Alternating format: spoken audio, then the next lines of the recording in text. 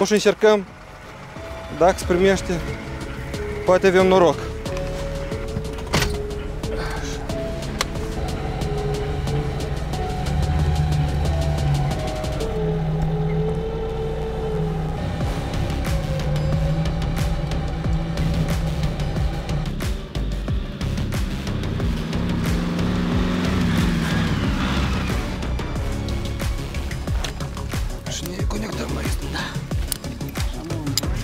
La moment dat ăsta ca Da. Cum îl văd că e ridicat cu... Bun. Să dă signal și gata și.